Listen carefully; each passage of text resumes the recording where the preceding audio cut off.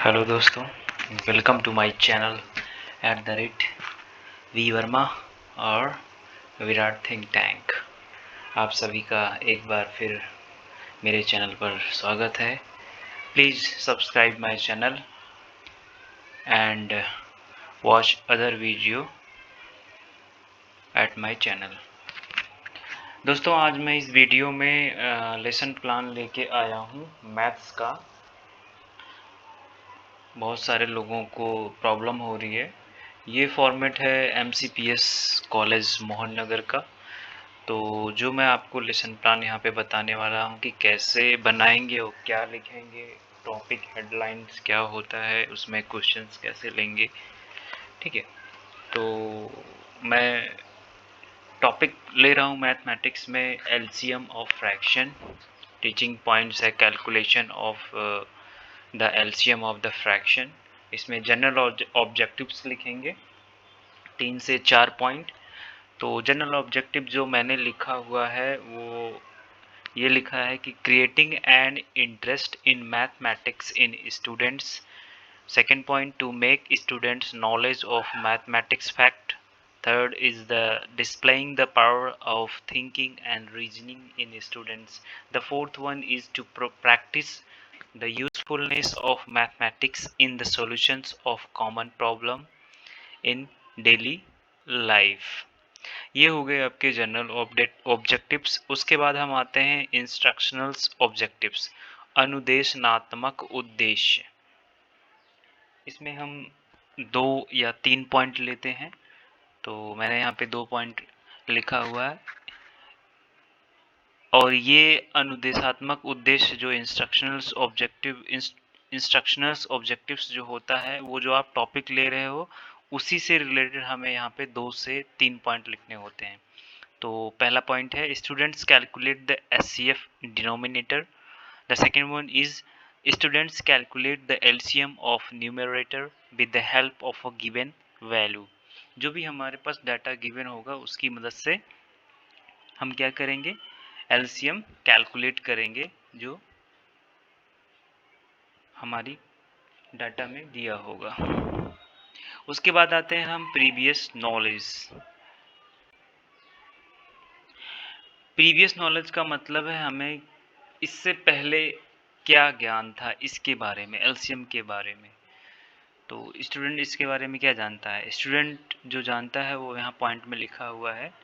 The first one is knowledge about numerator and denominator, knowledge about LCM of fraction of values. After that, uh, here we will see the teaching aids. Teaching aids जो हम समान utilities जो class में पढ़ाते समय use करते हैं, हम उसके बारे में यहाँ पे लिखते हैं। The general utilities of classroom like chalk, duster, roller board, pointer etcetera. ये सब चीज़ें हम क्लास में पढ़ाते समय यूज करते हैं जब स्टूडेंट्स को पढ़ाते हैं। अब आते हैं इसके बाद नेक्स्ट पेज पे। नेक्स्ट पेज का जो आपका पॉइंट है, ये टीचिंग पॉइंट पहला आएगा।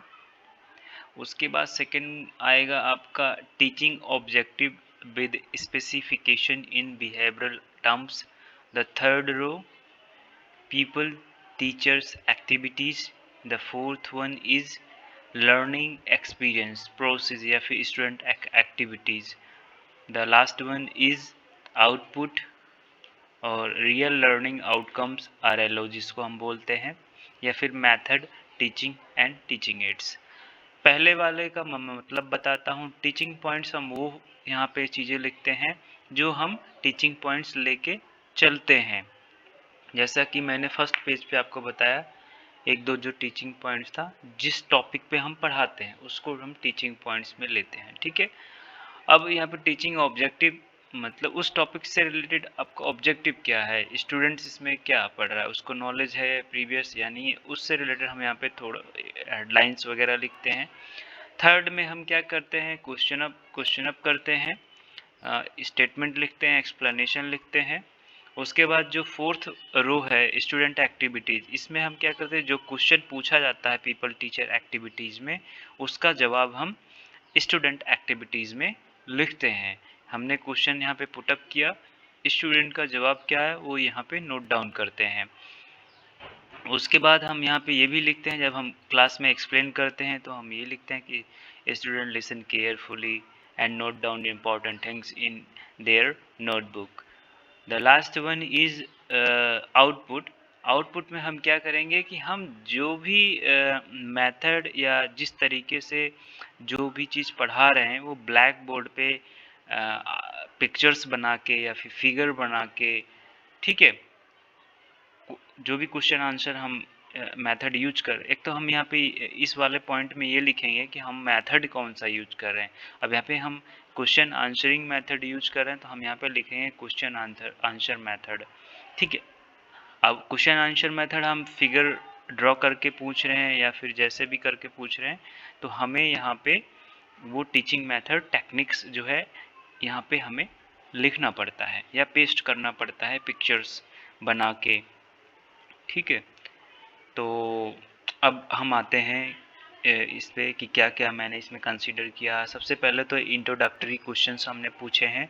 Introductory questions based on previous knowledge, जो हमें पूर्व ज्ञान होता है उसके बेसिस पे हम यहाँ पे क्वेश्चन पुटअप करते हैं। फिर सेकंड वाले में हम जो टीचिंग ऑब्जेक्टिव लिखते हैं, student recall the previous knowledge. जब हम इंट्रोडक्टरी क्वेश्चंस पूछते हैं तो बच्चा क्या करता है, रियलाइज करने लगता है, रिकॉल करने लगता है उस टॉपिक से रिलेटेड क्वेश्चंस को या फिर फॉर्मूले को या फिर रूल एंड रेगुलेशंस को वो रिकॉल करने लगता है, जो भी उसके बारे में चीज़ें होती हैं टॉपिक्स के बारे में, ठीक है। उसके बाद हम क्वेश्चन पुटअप करते हैं यहाँ पे, what do you understand by fraction.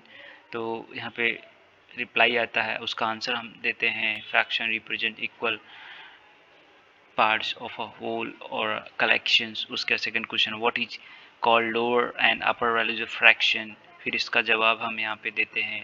Third, what is HCF of fraction, फिर उसका जवाब यहाँ पे लिखते हैं। What is LCM of fraction, फिर उसका जवाब यहाँ पे लिखते हैं।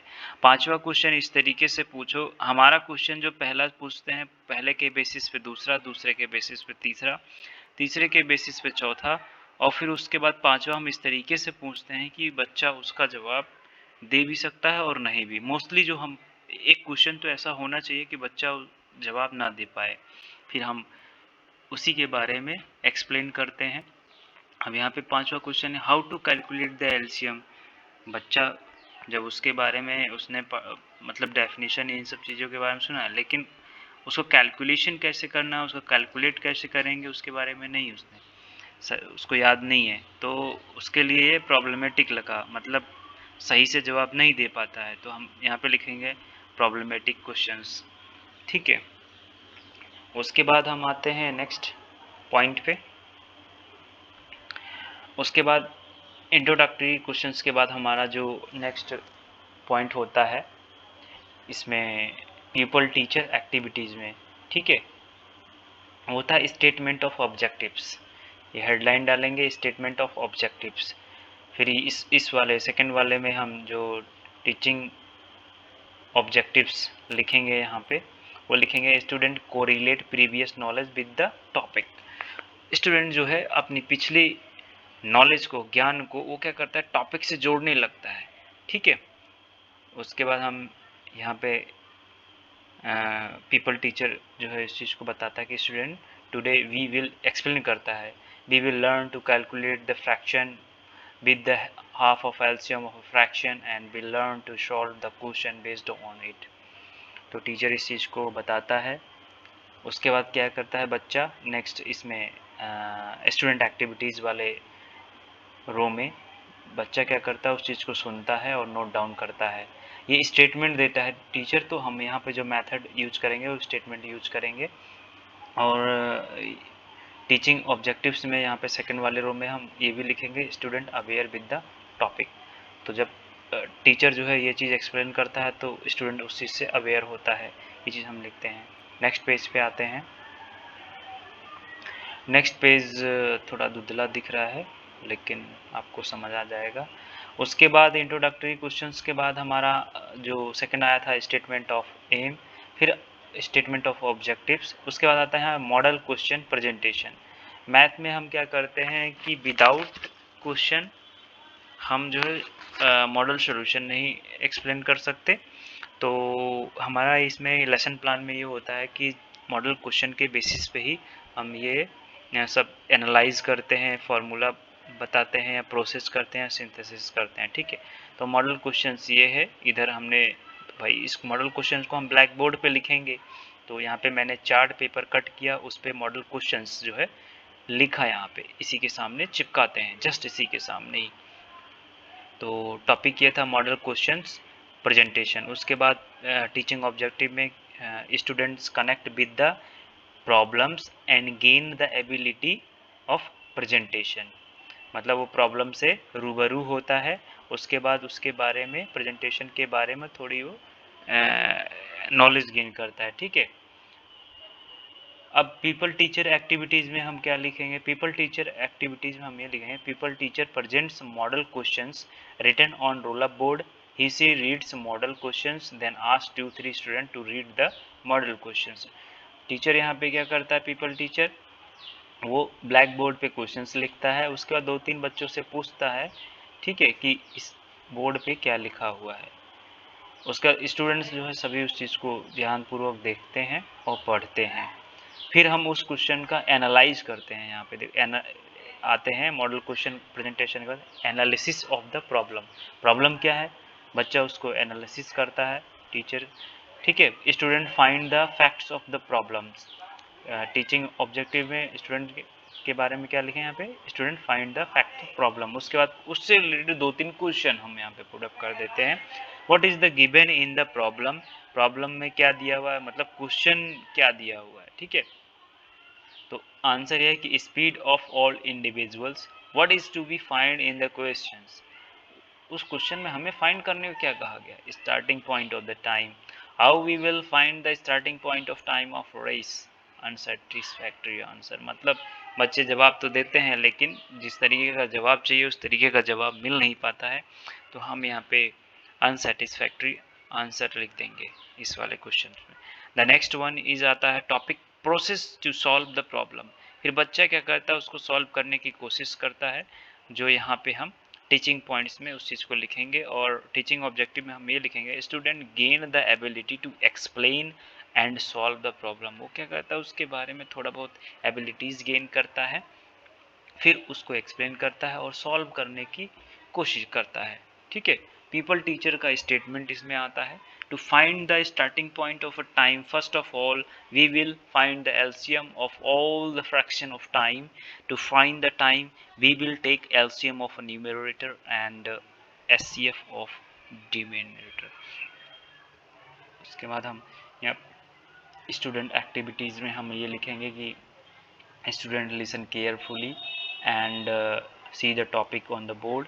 ठीक है, उसके बाद फिर प्रॉब्लम को प्रोसेस, जो प्रॉब्लम का प्रोसेस हो रहा था, उसके बाद आता है फॉर्मूला की बच्चा रियलाइज करने लगता है कि इसमें फॉर्मूला कौन सा यूज करेंगे हम। फिर वो हेडलाइन है फॉर्मुलेशन ऑफ द प्रॉब्लम, वो हेडलाइंस हम यहाँ पे लिखते हैं, फॉर्मुलेशन ऑफ द प्रॉब्लम। फिर टीचिंग ऑब्जेक्टिव में आता है student understand the formulation for solving the problem. Problem को सॉल्व करने के लिए बच्चा जो है अंडरस्टैंड अपने आप को मतलब समझाता है या समझता है। ठीक है, फिर उसके बारे में टीचर बताता है कि as a formula we can express it as LCM of fraction is LCM of number and HCF of denominator। फिर हम क्या करते हैं? इस फॉर्मूले को चार्ट पेपर पर यहाँ पे लिख कर चिपकाते हैं, और यही चीज़ हम बोर्ड पे भी लिखते हैं। भाई जब हम एक्सप्लेन करेंगे स्टूडेंट्स को तो बोर्ड पे लिखेंगे कि फॉर्मूला क्या होता है, LCM of fraction equals to LCM of numerator and HCF of denominator. आते हैं नेक्स्ट पेज पे दोस्तों। तो फॉर्मुलेशन के बाद हम आते हैं सिंथेसिस ऑफ द प्रॉब्लम। ठीक है, सिंथेसिस ऑफ द प्रॉब्लम्स का मतलब ये है कि जो क्वेश्चन में दिया हुआ है उसे उससे रिलेटेड जो उसमें given according to questions, what data given in the question we put up here 5 to 6 questions about that questions, ठीक है। तो हम उस क्वेश्चंस के बारे में, मुझे मॉडल क्वेश्चन दिया हुआ है उससे रिलेटेड, जो उसके अंदर चीज़ें दी हुई है उससे रिलेटेड हम यहाँ पे क्वेश्चन पुटअप करेंगे। तो क्वेश्चन ये हम पुटअप करेंगे कि what is the distance of a circular path. भाई क्वेश्चन में क्या दे रखा है, 7 किलोमीटर दे रखा है, तो हम 7 किलोमीटर इसका आंसर लिखेंगे। इससे पहले टीचिंग ऑब्जेक्टिव जो लिखेंगे हम, student correlate the facts of the find the solution, मतलब वो कोरिलेट करता है क्वेश्चन को देखते और फैक्ट्स ऑफ द प्रॉब्लम्स को उसका सॉल्यूशन फाइंड आउट करने की कोशिश करता है, ठीक है। तो पहला क्वेश्चन हो गया। दूसरा क्वेश्चन हमारा था what is the speed of all individuals. तो जो जो चीज़ें गिवन थी हमने यहाँ पे बता दिया, 4, 3, 9, 3.5 किलोमीटर पर आवर, ये सब चीज़ें गिवन थी। तो उसके बाद नेक्स्ट आता है क्वेश्चन एक दूसरे से रिलेटेड ही रहेंगे। What is the exact time of race, 6 o'clock in the morning. What is to be find in the problem? Time on starting point. How we will find the starting point? We will take LCM of fractions. What 14 are? They will meet at the starting point after 14 hours. What is 8 o'clock in the evening? Required time, ये चीज़ required time show करती है, तो इसके बारे में required. उसके बाद आते हैं हम सिंथेसिस के बाद आता है हमारा मॉडल सॉल्यूशन। भाई जो हमने मॉडल क्वेश्चन प्रेजेंटेशन जो है लास्ट पेज से लास्ट पेज में हमने पुटअप किया था, अब उसका सॉल्यूशन हम यहाँ पे ब्लैक बोर्ड पे बताएंगे। तो topic teaching point model solution हो गया और टीचिंग ऑब्जेक्टिव हमारा ये आएगा student solve the model question with the help of acquired knowledge. उसके बाद फिर आते हैं इस पे पीपल टीचर एक्टिविटीज़ पे। तो टीचर इसमें क्या बोलता है, pupil teacher instruct the student to note down the mod solution in their copies. उसके बाद आते हैं हम स्टूडेंट एक्टिविटीज़ में। स्टूडेंट एक्टिविटीज़ में हम यही सिर्फ लिखेंगे कि student note down the model solution in their copies. फिर हम जो भी सॉल्यूशन लिखते हैं वो यहाँ पे चार्ट पेपर पर चिपका देते हैं। ये सॉल्यूशन हम इस पे भी लिख सकते हैं, पर हमारे पास इतना पेज नहीं होता है कि हम ये सॉल्यूशन इस पे भी उतारें, इसलिए हम क्या करते हैं डायरेक्ट सॉल्यूशन को यहाँ पे एक ब्लैक चार्ट पे लिखकर सिल्वर पेन से यहाँ पे पेस्ट कर देते हैं। जो क्वेश्चन हमने लास्ट पेज से लास्ट पेज में मॉडल प्रेजेंटेशन में पूछा था, मॉडल क्वेश्चन प्रेजेंटेशन में पूछा हुआ था, उसमें क्या निकालना है क्या नहीं, वही चीज़ हम यहाँ पे उसका मॉडल सॉल्यूशन बताएंगे। तो टाइम रिक्वायर्ड इतने आवर्स, फार्मूला ऑफ एलसीएम लगाएंगे, फार्मूला भी लिखेंगे इसमें, फार्मूला कौन सा लगा रहे हैं। फिर उसके बाद हम क्या करेंगे, उसका जिस तरीके से फाइंड आउट करना है उसको यहाँ पे लिखे। एलसीएम हम लेंगे न्यूमरेटर का एलसीएम लिया, फिर एलसीएम निकाला 14 आर, एचसीएफ निकाला, एलसीएम ऑफ फ्रैक्शन 14/1, तो 14 आर इज द जो है आंसर। फिर आते हैं हम मॉडल सॉल्यूशन के बाद नेक्स्ट पेज पे फॉलो ऑफ एक्टिविटीज़। क्लास की एक्टिविटीज़ देंगे, उसके बाद हम होमवर्क देते हैं। तो क्लास की एक्टिविटीज़ हमारी क्या क्या है इसमें, क्लास की एक्टिविटीज़ जो है हम क्वेश्चन 1-2 पुटअप करेंगे यहाँ पे इधर चार्ट पेपर पर चिपका के, और वो बच्चों को देंगे। और उसके बारे में हम यहाँ पे क्या लिखेंगे टीचिंग ऑब्जेक्टिव में, student apply the acquired knowledge to make it stable. Student apply the acquired knowledge to make it stable, यहाँ पे सेम ही रहेगा। उसके बाद टीचिंग पीपल टीचर एक्टिविटीज़ में हम क्या लिखेंगे, pupil teacher conduct following activities, people teacher conduct following activities. उसके बाद हम आते हैं नेक्स्ट रो में स्टूडेंट एक्टिविटीज़ में, उसमें सिर्फ हम यही इतना लिखेंगे कि student note down the activities and participate actively. Same यही चीज़ हम सेकंड वाले में भी लिखेंगे, student note down the activity and participate actively. ठीक है। उसके बाद हम क्या करेंगे कि क्वेश्चन 1-2 टॉपिक से रिलेटेड ही एलसीएम के ऊपर था, तो उसी से रिलेटेड हम यहाँ पे क्वेश्चन 1-2 पुटअप कर देंगे और ऊपर यहाँ पे लिख देंगे date, class, subject, topic, period. ठीक है। और यहाँ पे अगर लिखना चाहता तो हम क्लास एक्टिविटी लिख सकते हैं, फिर क्वेश्चन 1-2 पुटअप करके चार्ट पेपर पे यहाँ पे कट करके पेस्ट कर देंगे। फिर आते हैं होम एक्टिविटी। उसके बाद हमारा क्लास एक्टिविटी क्या आता है, होम एक्टिविटी, होमवर्क जो होता है भाई वो भी तो देंगे बच्चों को।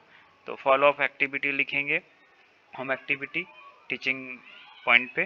तो उसका टीचिंग ऑब्जेक्टिव में हम student apply the acquired knowledge to make it stable, फिर हम पीपल टीचर एक्टिविटी में लिखेंगे pupil teacher give the following question to solve at home.